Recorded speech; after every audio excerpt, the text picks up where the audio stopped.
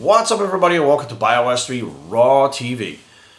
Something I want to address that was brought up on my Instagram that some people noticed and commented on it, and I was like, I wonder how many other people actually saw that and paid attention to it or even give a fuck. And I put up a picture of the dinner where Aaron and I got married, the night that we got married at Cut. It's in Vegas. It's a steakhouse owned by, excuse me, Wolfgang Puck. And Wolfgang Puck actually liked the picture, which I thought was pretty cool. It's probably like his sister or something doing it, but whatever. And on the table, we had a bottle of Cristal. Now, when we got to the restaurant, let me start by saying that night I stopped being straight edge, which means the whole drinking, drugs, and stuff like that. Not drugs, whatever. But I decided that, you know what? It's my wedding night. I'm extremely happy. I want to experience something that I've never experienced before. I've never experienced an expensive bottle of champagne. There's really no reason to run around or for me to fucking be drinking Cristal all the time. But, like, you know, I want to try something a little bit different and see, you know, what it's like. And, you know, I don't think Aaron had ever had Cristal or anything like that either. He should have champagne, but not Cristal. So we got to the thing and they brought us the list. There was only one more bottle that was on there was more expensive. So we got, you know, the top of the line shit was like 2005 vintage. I don't understand what the fuck any of the shit is. But she explained it to us, our smelly broad, whatever the fuck it was. So she, you know, brings the bottle, and the bottle looks like it's like fucking royalty. It's like, you know, it's fucking gold, and it's glowing, and she's telling us, like, the bottle was made like this because back in the day they wanted to be able to see it, and la la la la la. I was like, fuck it, okay, whatever, just open the bottle, whatever. So she pops the top, and she sniffs it, sticks her nose in it, I'm like, yo, babe, she's sniffing the shit, and she's like, she's supposed to sniff it. Then she puts it in other glasses. So we have these champagne glasses, and, you know, we take the sips. Now, the first thing I was thinking of was, like, I'm going to get shit-faced. Like, I haven't had alcohol since 2009. It's 2016. I'm going to be so fucking bomb. Like, this could go horribly wrong. But the last time I was drinking, I wasn't really getting hammered. I wasn't getting drunk. I was just drinking with my friends. I was doing it kind of often, though. And that's what kind of led me to go, that and seeing people at the bar I was working at get so fucked up, led me to choose the straight edge life. And I committed to straight edge. I used to have the big black X's on my hands. If you go back and watch some videos from 2011 on here, you'll see the black X's on my hands. I committed to straight edge, in which I was always not into drugs since I got clean. I never smoked a cigarette my entire life. So basically cutting alcohol out was the last thing. Some people go vegan, but it's not required to be straight edge. So Aaron and I get this bottle, and they pour it in the champagne glasses, and I taste it, and I'm not really sure what the fuck I'm tasting. Okay, I try to be all like fucking, I know this is good stuff. I don't fucking know. So I look at Aaron and I'm like, is it good? I don't understand. So she was explaining why it was better than certain other ones. I'm like, okay, whatever. I'd probably have to try other ones to fucking understand, but I don't. Cool. So they bring us the steak. They bring us the potatoes. You know, we're eating. We have the souffles and stuff. Meanwhile, while we're drinking this, I'm not really paying attention, but the guy is actually taking the bottle, filling the glasses up over and over again. And he's filling them up evenly. And I was like, cool, all right, whatever. So Aaron and I are drinking this thing. I notice not only am I not getting, like, hot, like my face doesn't get flushed like when I'm drinking, but I don't feel buzzed. I don't feel fucked up. I don't feel anything.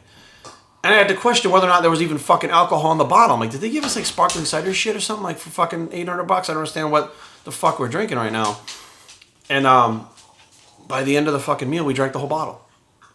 And I was like, and I'm looking at her. I'm like, do you feel okay? She's like, yeah, why? I'm like, I don't feel anything. And she was like, yeah. She goes, I don't feel anything either. I think with the food and the fact that we're drinking it slow and la la la la. I was like, fuck. Cool. Because I thought I was going to be a fucking, like, she was going to have to like put me over her shoulder in a wedding dress and fucking carry me to the cab or something, you know, like. So we called an Uber, we hopped in an Uber, and we get back to the room. And again, I was like, you know, I don't feel fucked up. I said, but shit, what if, like, the alcohol in the morning causes me to have, like, some kind of weird fucking hangover? And she was like, it could happen, you know, champagne, wine, they have different effects. I'm like, fuck. Went to bed, woke up the next morning, fine. And I kind of stepped back and I was like, you know, I don't really have the need for alcohol in my life a lot, and I really don't. I mean, I like the taste of beer, but here's what's fucked up. I'll actually drink non-alcoholic beer with a pizza. That is what I'll do, because I like the taste of it, but I don't really want the alcohol. And I think it was a great opportunity to, at this point, to test where I was at, you know, as far as mentally, and at the same time have something different and special for both of us on our wedding night, which was really cool. But at the same time, it wasn't like I missed having alcohol and drinking. So I think it was a good thing all the way around. But I, you know, not that I'm committed back to straight edge again, but I'm not drinking. I mean, we've been out to restaurants a few times. I haven't had anything to drink. You know, we have wine at home that she's had for years that she doesn't really drink. So it's been sitting in the wine rack. Like, haven't wanted to do that. Like, it's not something that's on my mind. Like, you know, I was wondering if it would be. Like, you get a taste and all of a sudden you're like, oh, I got to have this every night or whatever. So it's interesting. You know, at 40 years old, I'm still finding out more and more about myself. And, I feel like at this point, honestly, it really is the opiates only that really catch me that I can't control. Like I was taking Xanax before, Klonopin, clonazepam, diazepam, which is Valium. Never had an issue with that. Do cocaine, never had an issue. Ecstasy, never had an issue. Alcohol, never had an issue. I mean, I used all those things to medicate myself when I had problems that I couldn't deal with.